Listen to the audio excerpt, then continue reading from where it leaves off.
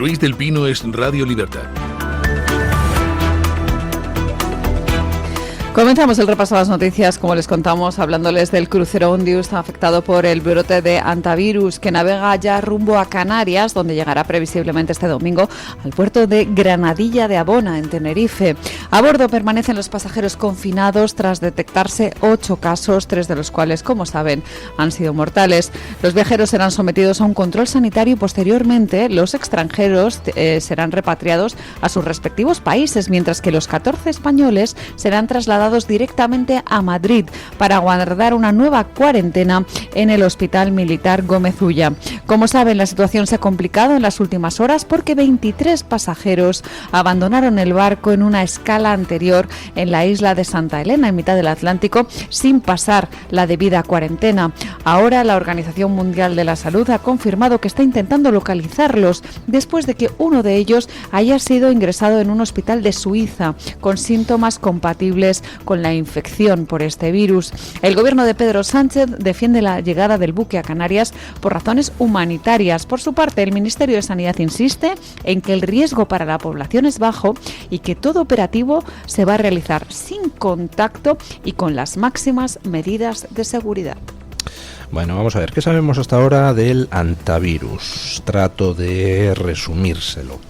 El hantavirus, pues un virus del tipo de parecido al COVID, que en Argentina y en Chile pues causa al año pues un centenar de infecciones en Argentina y unas 70 en Chile.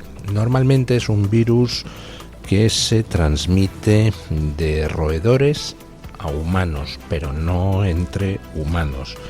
Y bueno, pues hay casos anualmente en ambos países, Argentina y Chile, pero no llega a ningún lado, es decir, no se transforma nunca en una epidemia porque no hay contagio entre humanos, salvo una cepa muy concreta, que es la denominada cepa de los Andes, donde sí que hay contagio de humano a humano. A diferencia del COVID, a diferencia de la gripe, el hantavirus, incluso esa cepa de los Andes, tiene un nivel de transmisibilidad muy bajo. Muy bajo quiere decir que, aunque hay contagio entre humanos, pues es difícil ese contagio. Tiene que haber un contacto bastante estrecho. ¿Qué quiere decir bastante estrecho? Pues por ejemplo, unidades familiares viviendo en la misma casa, gente en un entorno cerrado y muy lleno de personas, tipo un buque crucero, tipo un avión, tipo un vagón de metro, etcétera, etcétera, etcétera. Y aún así, pues hombre, no se produce un contagio masivo. Cada persona infectada, pues contagia a lo mejor a otra, como mucho. Con lo cual las posibilidades de que se transforme en una pandemia son escasas, salvo que hubiera alguna mutación en alguna cepa que lo hiciera más transmisible. A cambio de ser poco transmisible, lo que sí es bastante letal. Muere 1 de cada 3 personas contagiadas, más o menos, que es por lo que es peligroso. Como les decía, este año en Argentina, en lo que vamos de año, pues ha habido decenas de casos más al norte de donde surgió el foco de este. Pero esos casos han sido de las cepas normales, igual que los casos que ha habido en Chile, es decir, no de la cepa de los Andes, que es la que se contagia entre humanos. ¿Cuántos casos ha habido? ¿Ha habido casos de la cepa de los Andes en Argentina o Chile? Pues que yo haya podido localizar, solo ha habido un único brote de hantavirus cepa de los Andes en Argentina este año, que ha sido en una ciudad que se llama Chubut, que está pues como 1.700 kilómetros al norte de donde salió el crucero. Este crucero salió el día 1 de abril de Ushuaia, que está en la Tierra del Fuego, en el extremo sur de Argentina, e iba camino de Holanda, pasando por Cabo Verde, Canarias, etc. ¿Cómo surge este caso del hantavirus en el buque? Pues resulta que había una pareja un matrimonio o pareja holandesa que estuvo recorriendo Chile y Argentina, los Andes, en las semanas previas a la salida del buque. Este es el matrimonio origen del brote. Esta pareja sube el 1 de abril al buque y resulta que el marido ya estaba infectado. Suben el 1 de abril, el buque zarpa con aproximadamente 270 personas a bordo y el 6 de abril empieza a manifestar síntomas de que se encuentra mal el señor, lo cual quiere decir, dado el tiempo de incubación del hantavirus, que es por término medio 18 días y nunca menos de 7, pues quiere decir que subió al buque ya infectado. Probablemente se infectó con algún contacto con un roedor o con excrementos u orina de un roedor infectado. Suben al buque el 1 de abril, el 6 de abril se pone malo, el 11 de abril muere. Y ahí pues el capitán intenta tranquilizar a los pasajeros, tranquilos, esto no es contagioso, patatín patatán. Pero resulta que empieza a haber más gente que se siente mal. El buque atraca en Santa Elena, la isla de Santa Elena, donde estuvo Napoleón. Y eso lo hace el día 26 de abril, me parece. Y un total de como 23 personas bajan del barco en Santa Elena, deciden cancelar el viaje. Debe de ser que decían, en fin, no voy a estar aquí en un barco lleno de enfermos, aunque solamente había unos poquitos contagiados. Bueno, ¿y a dónde se van esas personas? Pues agarran un vuelo desde Santa Elena a Sudáfrica, y de Sudáfrica van a sus países de origen, eran de distintos países. Al llegar a Sudáfrica, uno de los pasajeros pues se desploma en el aeropuerto de Sudáfrica. Estaba contagiado y es uno de los fallecidos por el brote. Otro matrimonio suizo va a Suiza y resulta que se detecta que el marido está contagiado, aunque ese no ha muerto, está hospitalizado.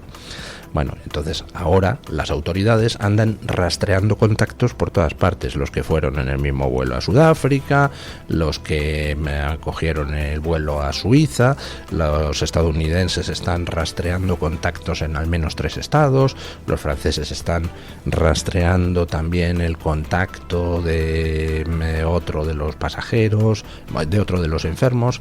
Bueno, un follón de rastreo de contactos que bueno, se hace por precaución. En principio no hay motivos para alarmarse, pero vamos, el virus es contagioso entre humanos, ya se ha confirmado por análisis genético que efectivamente es la cepa de los Andes, por tanto, contagio entre humanos es posible, transmisibilidad baja, pero en entornos cerrados sube la posibilidad de transmisión, y letalidad pues alta. Aproximadamente 1 de cada 3 de los que se contagian fallecen. Y esa es la situación en estos momentos con respecto a esa gente que salió de Santa Elena abandonando el crucero anticipadamente y que se esparció por el mundo esparciendo virus. Afortunadamente parece que de momento no ha habido ninguna especie de contagio masivo y que no ha habido todavía que se hayan detectado contagios secundarios, es decir, que alguno de los que saliera haya contagiado a su vez a otros que no tengan nada que ver con el barco. ¿Dónde está el barco en estos momentos? Pues en estos momentos está viajando hacia Canarias. Las autoridades de Cabo Verde se negaron a dejar atracar el barco y llegados a ese punto, pues el sitio más próximo era Canarias. Marruecos está como 1000 kilómetros más allá de Canarias con respecto a Cabo Verde. ¿Qué se ha hecho con algunos de los pasajeros infectados? Pues evacuarlos desde el buque, desde Cabo Verde. Marruecos se ha negado a dejar que el avión que los transportaba a Holanda, esos enfermos, le aterrizara en territorio marroquí. Resulta que el avión tiene que aterrizar porque es que tiene rota una de las cabinas de aislamiento. Tiene una burbuja para aislar a los enfermos. Bueno, pues resulta que una está mal. Entonces querían aterrizar en Marruecos para sustituirla. Los marroquíes han dicho que ellos, nada, que en su país no entra nadie. Prioridad nacional. Con lo cual, pues el avión pidió permiso para aterrizar en Canarias y sustituir la burbuja de aislamiento. Ya les dije yo que lo del antivirus no me preocupa demasiado por las características. Es un virus muy letal, pero poco transmisible. Por tanto, pues no deberíamos estar ante el inicio de ningún tipo de pandemia. Pero claro, eso en condiciones normales. Cuando tenemos a anormales dirigiendo las cosas, pues entonces nos encontramos, por ejemplo, pues que tenemos burbujas de aislamiento que no aíslan nada. Entonces, claro, ya en esas condiciones, pues por supuesto que puede transmitirse el virus a los que vayan en el avión. En fin, llegará el buque. Bueno, el avión ha aterrizado ya en Canarias y el buque, con el resto de los pasajeros, 140 y tantos, llegará a Canarias el domingo. Por lo que acabo de ver en las redes, ya hay convocada manifestación para hoy a las 6:30 de la tarde, creo que es en Gran Canaria, en Las Palmas, contra la decisión de permitir atracar al buque. Bueno, yo repito lo que dije ayer. Si tuviéramos un gobierno normal, no tendría ningún problema en que ese buque atracara en nuestras costas. Por lo dicho, no se trata de un virus tan transmisible como para que, tomando las precauciones adecuadas, pueda convertirse en una amenaza grave. Pero, claro, con Sánchez, pues todo es posible. Ayer preguntaba, ¿es usted partidario? Preguntábamos en la libre encuesta, ¿es usted partidario de dejar atracar el buque en Canarias? Sí, no. Y yo por primera vez en una encuesta que yo mismo redacté, pues contesté, no lo sé. Y no lo sé porque no sé quién va a tener que tomar las decisiones sobre qué hacer o qué no hacer. No sé si esas decisiones van a estar en manos de alguna señora de la vida colocada por alguno del PSOE en algún puesto de algún organismo público. No lo sé. No sé si quien va a tomar las decisiones es un perfecto incompetente del Partido Socialista o de Sumar o de cualquier otro grupúsculo nacionalista amigo de Sánchez, a quien han colocado ahí como parte de la cuota política para la formación de gobierno. No lo sé. Ahora, el hecho de que ayer viéramos en la jornada final, los alegatos finales en el juicio de Ábalos, pues también es una coincidencia temporal curiosa, porque claro, hemos revivido durante estas semanas qué pasó con la pandemia. Luego hablaremos de ello un poquito más, pero mientras que la gente moría a decenas de miles, el Partido Socialista se dedicaba a colocar pilinguis, a meter amigotes, a repartirse comisiones y a traficar con material sanitario y a encerrarnos a todos. Con lo cual, pues uno no puede evitar la sospecha de que en este mismo momento, a las 7:18 de la mañana del jueves 7 de mayo de 2026, mientras el buque se dirige hacia Canarias, debe de haber unos 437 socialistas en toda España tratando de imaginar cómo pueden hacer caja con el tema del antivirus. Lo siento, no se puede evitar esa sospecha. Y claro, cuando tienes a gente en el gobierno que lo que se plantea en todo momento es cómo hacer caja, pues lógicamente esa gente lo último que intentará será acabar con las crisis, porque si acaba con las crisis, entonces las posibilidades de hacer caja desaparecen, ¿verdad? Bueno, ya saben ustedes que hay un juez el que lleva el caso del director adjunto operativo denunciado por agresión sexual, a quien le han rebuscado en su pasado a ver si podían encontrar algo con lo que presionarle, y han sacado unas declaraciones sobre el tema de las leyes de género, donde el juez dice cosas bastante sensatas, critica las leyes de género, señala sus deficiencias, cosas que perjudican a las mujeres, cosas que benefician a mujeres que hacen un uso torticero de las leyes, y bueno, pues le han linchado en las redes sociales, y el juez lo que ha hecho ha sido presentar al Consejo General del Poder Judicial un alegato explicándose y diciendo que por supuesto se ratifican todas las declaraciones de carácter público que ha hecho en todo momento, donde por supuesto no decía ninguna estupidez. El juez David Mamán Benchimol, instructor del conocido como caso del DAO de la policía, ha respondido ante el Consejo General del Poder Judicial al expediente abierto por sus declaraciones en una charla que dio en el Colegio de Abogados de Madrid. En un escrito de 11 páginas, el magistrado se reafirma en sus palabras y deja claro que no se retracta de sus manifestaciones, salvo de una expresión concreta que califica de vulgar y por la que pide perdón.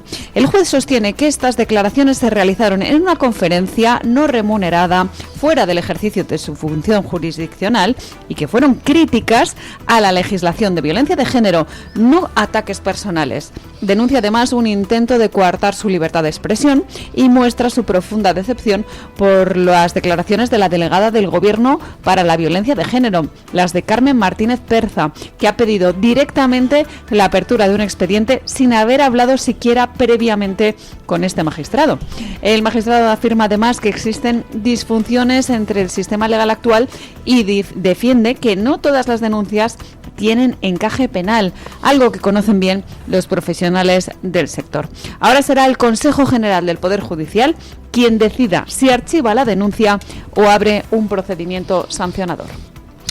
Bueno, pues el asunto es muy sencillo. Como es el juez que lleva el tema del director adjunto operativo, y como no debe de ser un juez comprable o presionable, pues entonces intentan por todos los medios, sacando de quicio, sacando de contexto declaraciones de hace muchos meses en una intervención en el Colegio de Abogados de Madrid de este juez, para tratar de forzar que dimita, o tratar de forzar que se le sustituya.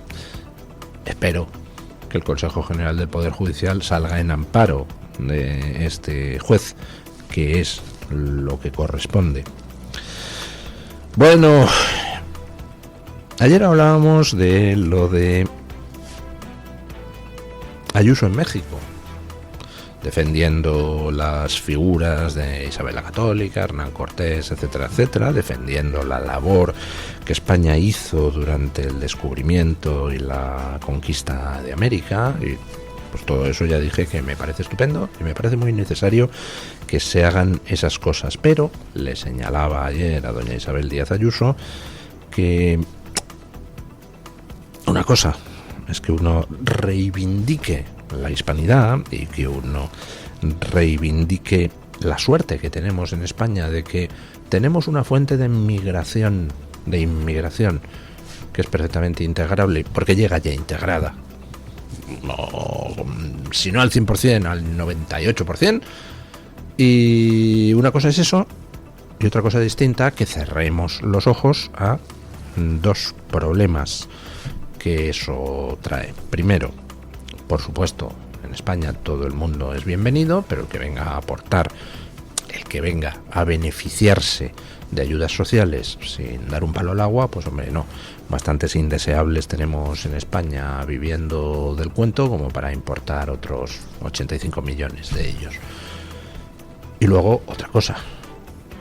Aunque la gente que viene de determinados sitios de Hispanoamérica, pues culturalmente, religiosamente, lingüísticamente vienen integrados, socialmente pues casi del todo también, porque es que son simplemente españoles con acentos curiosos y con alguna costumbre así, pues bueno, distinta y por eso atractiva, pues también es verdad que algunos vienen de algunos países donde la violencia es más prevalente que aquí. Y si eso lo unimos a los que vienen de otras culturas pues bastante menos respetuosas de los derechos de los demás, tipo gente que viene de países islámicos, gente que viene del África subsahariana. Bueno, pues entonces nos encontramos aquí con un cóctel que puede conducir, si no se gestiona bien, a una explosión de criminalidad, que es lo que estamos viviendo. Y en Madrid, sin que el gobierno madrileño haga nada al respecto, pues vamos camino de Barcelona. ¿Saben ustedes cuántos apuñalamientos ha habido en Madrid, solo en Madrid, en lo que va de año? Pues uno al día. Cada día que pasa, un nuevo apuñalamiento. Escuchen.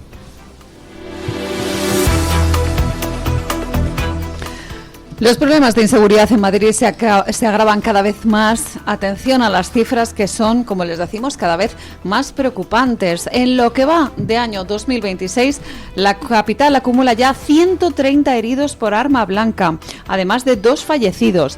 A esto se suman 4 incidentes con armas de fuego y otro muerto, según los datos de SAMUR Protección Civil. Los apuñalamientos han dejado de ser hechos aislados, se están repitiendo en diferentes distritos de la ciudad. Las quejas de los vecinos han motivado que se exija una reunión institucional a alto nivel para coordinar un plan integral con medidas policiales, sociales y sanitarias. El Ayuntamiento de Madrid acusa al Gobierno central de reaccionar tarde, convocando una reunión este viernes con la delegación del Gobierno, mientras que sigue creciendo la inseguridad ciudadana. ¿Es responsable el Gobierno de la Comunidad de Madrid del aumento de la inseguridad? Hombre, la mayor parte de la responsabilidad corresponde al Gobierno central. Pero el Gobierno de la Comunidad de Madrid también tiene su parte de responsabilidad. Por ejemplo, ¿podía la señora Díaz Ayuso abandonar un poco esa prepotencia que en ocasiones la caracteriza y que le lleva a rechazar iniciativas simplemente porque las propone Vox, que serían absolutamente necesarias? Por ejemplo, el tema de pruebas de edad a los supuestos menas que llegan a este país. Por ejemplo, el adoptar una postura más firme en la expulsión de personas con vínculos u orientaciones delincuenciales. Isabel Díaz Ayuso, cuando ha querido enfrentarse al gobierno central con temas, se ha enfrentado a cara de perro. Incluso pues aquello ha originado en los tribunales batallas. ¿Recuerdan ustedes durante el COVID cómo el gobierno central le impuso a Madrid un estado de alarma específico porque el gobierno de Madrid se negaba a cumplir órdenes? Oiga, pues a lo mejor resulta que es que hay que negarse a cumplir determinadas órdenes, digo yo. O eso solo valía para abrir los bares en pandemia, que me pareció muy bien que el gobierno de Madrid se negara a acatar órdenes, pero a lo mejor resulta que otras órdenes en el tema de la inmigración también habría que desacatarlas. No lo sé, doña Isabel. Y sobre todo, no se puede dar exclusivamente la visión rosa del asunto. Está muy bien poner en valor lo que la inmigración tiene de bueno, la inmigración hispana, que es muchísimo. Pero hombre, hay que atacar también los problemas derivados, no ya solo el de la inseguridad, sino, por ejemplo, cada vez es más imposible en Madrid encontrar un piso donde vivir. Por ejemplo, cada vez está peor la atención sanitaria en Madrid. No sé, a lo mejor también hay que hablar de esos problemas, creo. Bueno, teníamos otras 2 noticias, pero como estoy tan pesado y como lo del antivirus estaba tan interesante y había que hacerles a ustedes un resumen, pues vamos a dejarlas para un bloque informativo posterior. Vamos con la noticia de interés general del Banco de Santander con don Eric Gutiérrez. Banco Santander ofrece este espacio.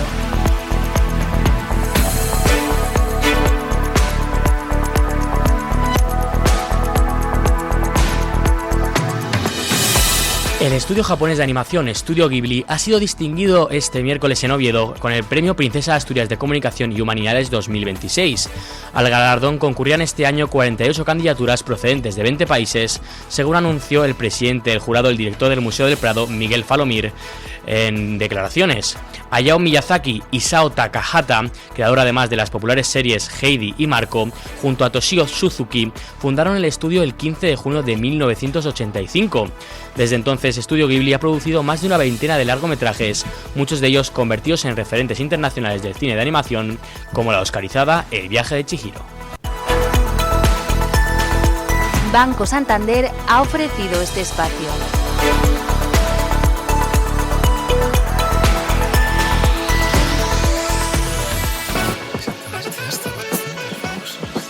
Oye, eso de que el Santander me da hasta 400 pavos solo por mi nómina y 2 recibos, ¿es de verdad? Tal cual, 400 euros si traes tu nómina y 2 recibos al Santander. Me renta. ¿Y aún hay tiempo? ¿Dónde veo las condiciones? Hasta el 10 de junio de 2026. El importe está sujeto a retención según la normativa fiscal vigente y tienes todo en bancosantander.es. Vale, pues hoy me nomino. Es el momento. Santander.